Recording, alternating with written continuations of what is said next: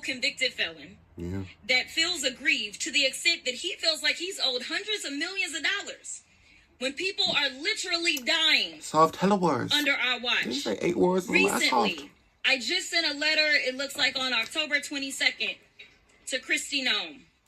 And one of the things that I Hey everybody, this is Dean FM, Dean Fraser Milford, here for your creature. What?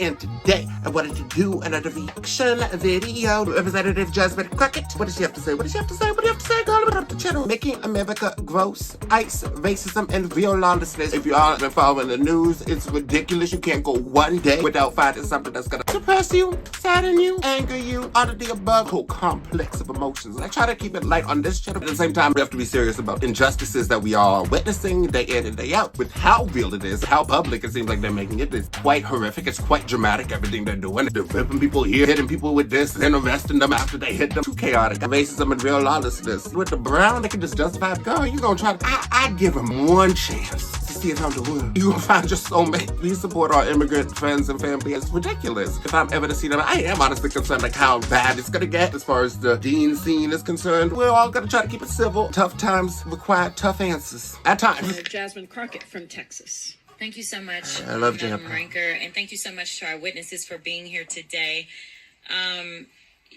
You know, I've sat and I've listened, and what my colleague, Mr. Krishnamurthy, just talked about was just blatant racism. Nice filmography. Like, I'm going to just call a thing a thing.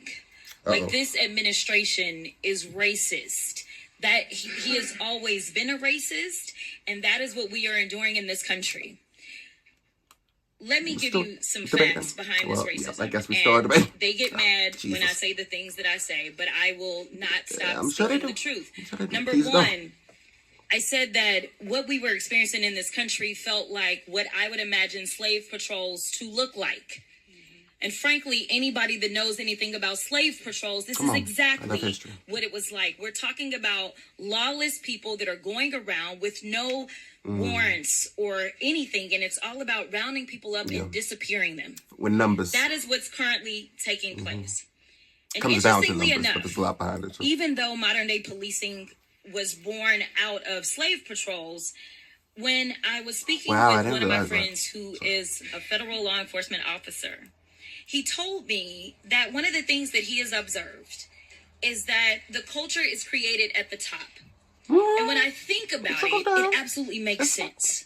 If you have somebody at the top that will not tolerate the types of things that we're seeing, then maybe those under you won't do it.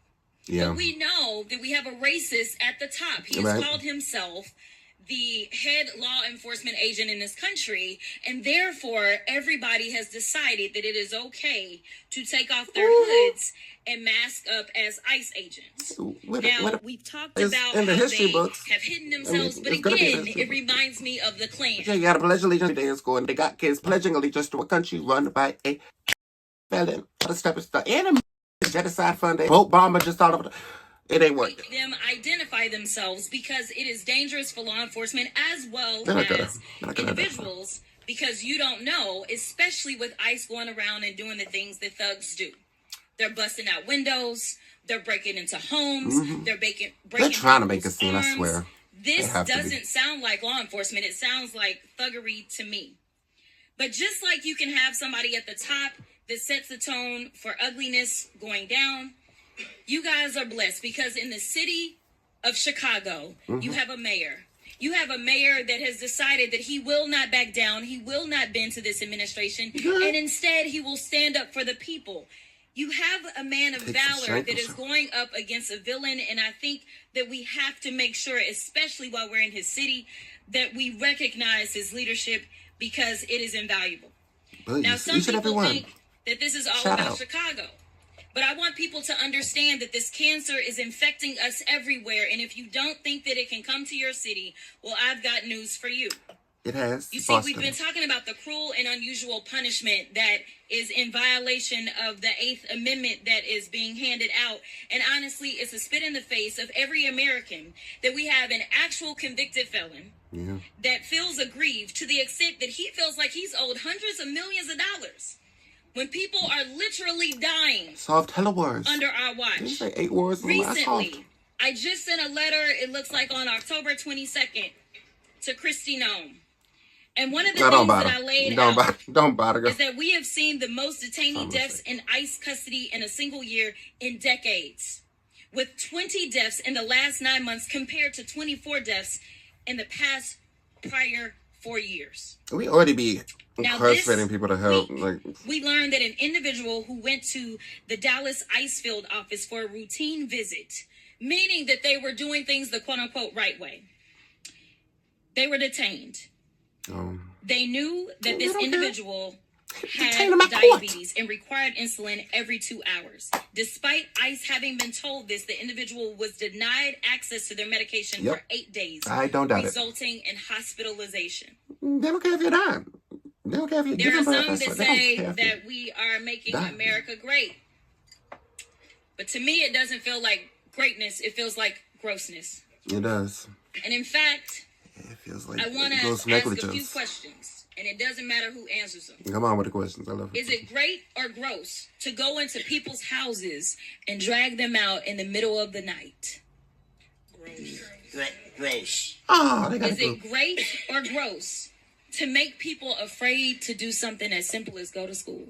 Gross. Is it great or gross to make hard-working people say, I am too scared to show up to my job? Thank you so much to each and every one of you for your courage. Come on now.